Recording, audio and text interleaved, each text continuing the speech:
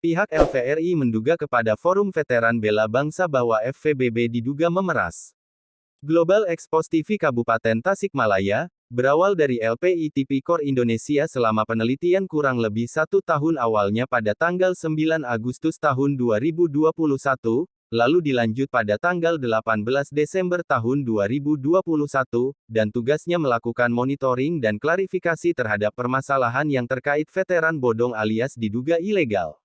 Setelah kami menemukan bahwa veteran disinyalir ilegal ternyata setelah dikonfirmasi memang terbukti ada. Yang paling parah adalah memanipulasi data identitas KTP, tahun kelahiran yang tadinya kelahiran 1938, menjadi tahun kelahiran 1930 ada juga yang tadinya 1940 menjadi 1930. Namun LVRI sendiri tidak bertindak dan seolah-olah itu tanggung jawab kantor Minfed karena yang merekrut bukan LVRI tapi Minfed, ujar Ketua LVRI Cabang Kabupaten Tasikmalaya. Memang dulu juga mantan Ketua LVRI berinisial YR pernah menjabat dari tahun 1992, sampai dengan tahun 1995 berarti proses penjaringan veteran waktu inisial YR mengalami yang sama, seolah-olah itu semua benar. Sesuai prosedur namun kenyataan di lapangan fakta yang berbicara lain lagi. Namun di sini yang sangat harus disikapi adalah bahwa LVRI juga anggotanya dari mana tentunya hasil dari kantor Minfed, kalau tidak merekrut pasti LVRI tidak ada anggota. Hanya yang sangat disayangkan ketika penemuan tersebut yang melanggar adalah ketentuan-ketentuan bahkan merubah identitas tahun kelahiran di KTP. Kalau hasil analisis ilmiahnya adalah bahwa ketika veteran ilegal alias bodong lalu masuk LVRI maka sama saja bukan anggota LVRI yang sah atau diduga legal. Jadi anggota LVRI disinyalir bodong. Berarti banyak anggota LVRI sekarang ini LVRI yang bodong. Karena ulah oknum rekrutmen dan oknum pihak-pihak yang tidak bertanggung jawab serta kerugian uang negara terduga mencapai triliunan. Legiun Veteran Republik Indonesia Cabang Tasikmalaya, saat ini lagi mendalami bahwa kasus yang Ujang Ramlan bahwa menurut LVRI dan sekarang meminta bantuan kepada Pemuda Pancamarga PPM untuk melakukan klarifikasi kepada Ujang Ramlan Ketua Umum Forum Veteran Bela Bangsa.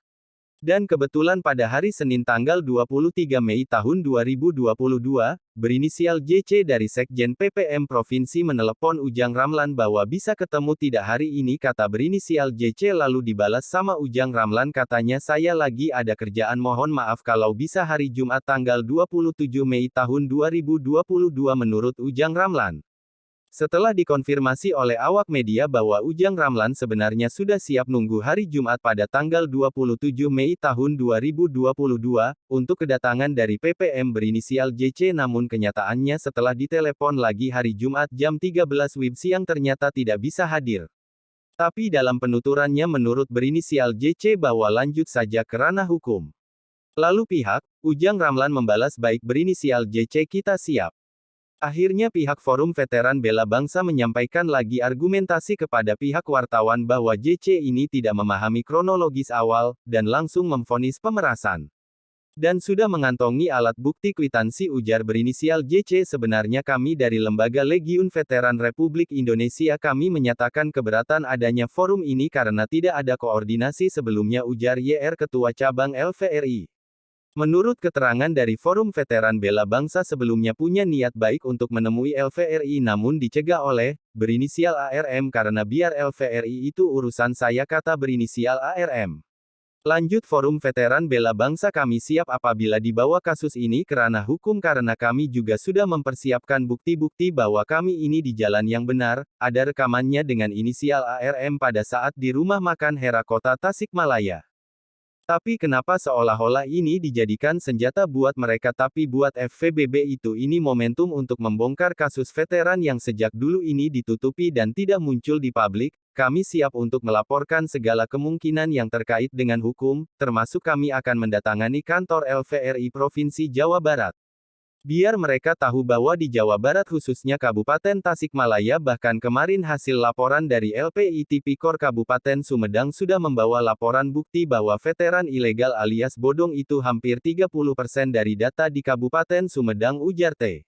Waris apalagi penemuan di Kabupaten Tasikmalaya menurut sumber itu veteran ilegal alias bodong mencapai ribuan. Sehingga disimpulkan bahwa kasus veteran ini merugikan uang negara mencapai triliunan rupiah, dengan demikian data hasil penemuan ini akan dilanjutkan ke ranah hukum. Sahabat-sahabat setia, Global Expos TV semua, yang ada dimanapun Anda berada. Agar jangan sampai lupa, channel YouTube Global Expos TV, supaya update terus, like, komen, share, dan subscribe, agar jangan sampai ketinggalan berita-berita, dan isu-isu terkini, yang ada di Indonesia, tercepat, akurat, tajam, dan terpercaya. Laporan reporter Global Expos TV Kota Tasikmalaya, Mumuh Kostaman, mengabarkan. Ya. Assalamualaikum warahmatullahi wabarakatuh. Perkenalkan, nama saya Ujang Ramlan, Ketua Umum Forum Veteran Bela Bangsa yang berdomisili saat ini di Kota Tasikmalaya kantornya. Pada hari ini, Jumat, tanggal 27 bulan 5 2022, saya sebenarnya mau ada kedatangan tamu dari Pemuda Pancamarga Provinsi. Kami sudah janjian dari hari Senin. Kebetulan hari Senin saya itu ada kegiatan dan saat itu kita WA-an ataupun janjian dan dijanjikan hari ini. Pada saat itu namanya Pak Jubaidi, Sekjen PPM Provinsi, menanyakan tentang hal Forum Veteran Bela Bangsa yang terindikasi menarik iuran ilegal dan juga melakukan pemerasan terhadap Ketua Kemenpet, yang kedua kepada anggota veteran. Nah, sebenarnya pada saat ini mau saya jelaskan kepada Pak Jubaidi yang namanya Sekjen PPM Jabar, tetapi beliau tidak hadir atau berhalangan, dan pada saat ini sudah kami siapkan data-data yang untuk didiskusikan pada hari ini. Yang pada sebelumnya kemungkinan akan saya jelaskan kenapa terjadinya Forum Veteran Bela Bangsa yang berlegalitas secara Kementerian Hukum dan HAM, dan legalitas kami itu sudah sah. Yang kedua, kita juga sudah melakukan beberapa bulan ke belakang. Ya, kita mulai dari bulan Januari. Setelah kami berinvestigasi ataupun berklarifikasi di lapangan, karena kami juga dari lembaga LPI Tipikor. Nah, setelah itu kita melakukan klarifikasi monitoring kepada setiap anggota veteran. Ternyata kita kaget, Bapak Ibu, karena di sana itu kita akan menemukan para veteran yang bukan veteran asli, yang ternyata ilegal namanya. Karena apa? Karena setelah kami tanya, dari kelahirannya pun sudah lain. Yang pertama, kelahirannya itu kebanyakan dari 40 tahun ke sini. Assalamualaikum warahmatullahi wabarakatuh. Saya nama Waris dari DPC LPI Tipikor Kabupaten Sumedang.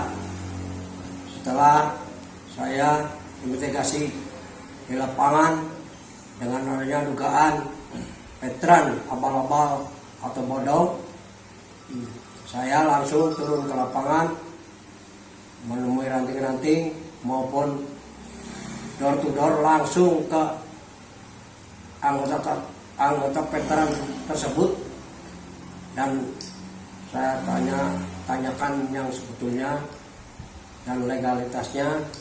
Memang kebanyakan itu yang namanya veteran seharusnya saat ini itu sudah jarang dan tidak ada, tapi nyatanya di Sumedang tiap tahunnya itu bertambah. Veteran pejuang seharusnya nggak ada, yang ada veteran pengajuan sekarang adalah veteran pembela. Apa itu yang namanya pembela? Itu dari TNI Polri maupun PNS yang diberangkatkan untuk menjaga keamanan NKRI. Kalau veteran pejuang itu adalah yang berjuang untuk mempertahankan kemerdekaan Republik Indonesia. Itu yang lahirnya dari tahun 30 sampai 34 yang bisa diajukan untuk menjadi veteran pejuang. Kalau untuk saat ini sebetulnya veteran pejuang sudah berkurang dan sudah tidak ada. Dengan adanya veteran abal ini, kita setelah koordinasi dengan RI, Kominfednya, Kodimnya, nyatanya itu banyak manipulasi data. Dengan adanya manipulasi data tersebut, maka kita tim Tipikor ada pencegahan untuk veteran. Dengan cara mungkin kita akan menyetop gajinya tersebut dengan melalui Taspen, maupun kalau dia tidak mau diarahkan, mungkin kita akan ajukan karena hukum, terutama dikarenakan veteran pejuang adalah itu masyarakat biasa. Kita akan ajukan ke pihak yang berwajib, ya, terutama dari pihak kepolisian. Kalau di situ memang ada oknum-oknum dari TNI, itu ranahnya mungkin akan saya sampaikan atau kita laporkan kepada polisi militer. Sampai saat ini mungkin kita sudah koordinasi dengan polisi militer, dari Subdenpom Sumedang, termasuk Kodimnya, termasuk kita sudah masuk ke polisi militer, Subdenpom Garut. Sampai saat ini belum ada kalau lanjutannya. Yang namanya veteran abal-abal, istri bodong, itu adalah mungkin kalau dibilang itu korupsi berjemaah. Karena apa? Karena mereka tidak mengikuti berjuang, umur pun direkayasa. Dengan adanya rekayasa tersebut, ternyata ada dari lahir 40, kelahiran 45, lahir 55, sampai veteran abal-abal ada yang kelahiran 60. Berarti usianya jauh lebih muda. Itu kenapa dijadikan veteran pejuang. Maka dengan adanya itu kita menghimbau pada yang berkompeten, terutama pihak kepolisian, untuk menyikapi adanya veteran abal-abal tersebut. Kalau untuk Kabupaten Sumedang kurang lebih ada 600 orang veteran abal-abal alias bodoh. Dengan cara untuk mengajukan tunjangan veteran itu tidak melalui prosedur, dikarenakan apa? Yang seharusnya prosedur itu untuk merubah tanggal kelahiran maupun bulan dan tahunnya itu harus prosedur RT, RW, kecamatan, desa atau kecamatan, untuk merubah tanggal kelahiran maupun bulan dan tahunnya itu harus prosedur RT, RW, kecamatan, desa atau kecamatan, baru ke Disduk itu tidak ditempuh. Jadi dengan adanya itu mungkin di situ ada oknum-oknum perantara atau calon yang berada di lingkungan veteran itu sendiri.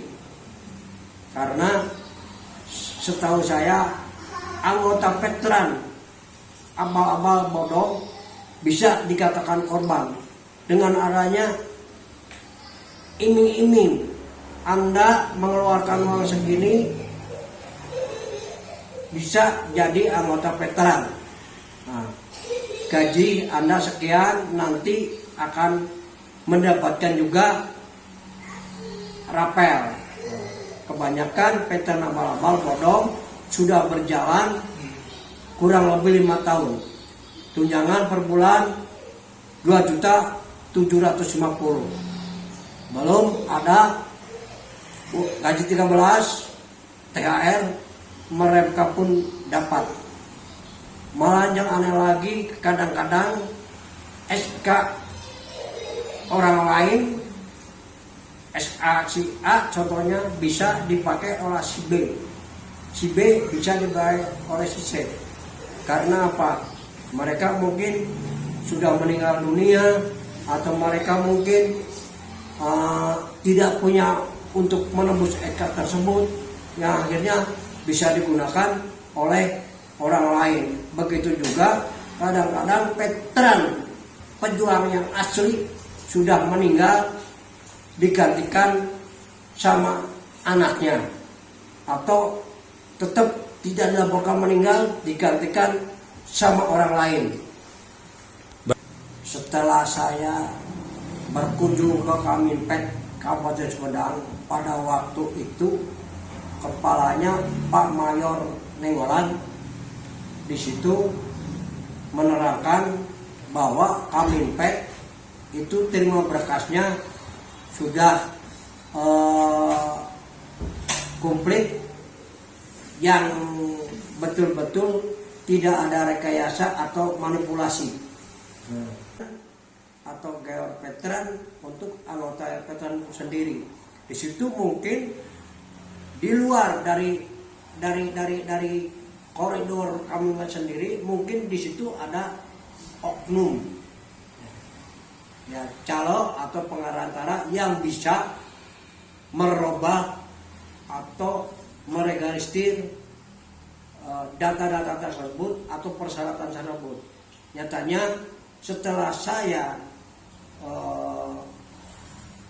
selidiki kembali atau investigasi ke PA Pengadilan Agama, nyatanya mereka itu tidak melakukan isbat atau sidang isbat. Kita selusuri lagi ke Polres, mereka itu tidak bikin SKCK. Dikarenakan kalau bikin SKCK yang mengajukan tunjangan veteran itu harus yang bersangkutan itu sendiri. Sedangkan kalau veteran pengadilan veteran orangnya sudah tua-tua. Kita cek juga kepada Capil atau ke desa, itu kebanyakan datanya masih data yang dulu. Kalau memang yang dulu lahirnya tahun 55 atau 50, 60 juga tetap masih di desa atau di Capil. Setelah kita cek yang keluar tetap data yang dulu. Begitu juga yang setelah mereka menjadi anggota veteran dan mendapat tunjangannya, begitu dia didaftarkan BPJS dan lain-lain, itu datanya tidak akan keluar. Dikarenakan di situ manipulasi datanya itu dari yang banyaknya dirubah itu dari tanggal, bulan, dan tahun kelahiran. Kalau nomor kakak itu tetap. Jadi kalau mau ngecek dengan adanya abal-abal atau tidak, itu dari kakak dan tanggal lahirnya itu udah jelas dari data yang dulu. Perkenalkan, saya Ahmad sebagai ketua DPC LPI Kabupaten Sumedang. Sejauh ini pemantauan 2 bulan terakhir ini, yaitu di bulan April sampai Mei, kita mengadakan monitoring klarifikasi kedua tahap pada awal bulan lalu. Jadi seperti apa yang sudah disampaikan oleh Dewan Pembina kami, Pak Waris, Dewan Pembina kami Sumedang, bahwa disinyalir terindikasi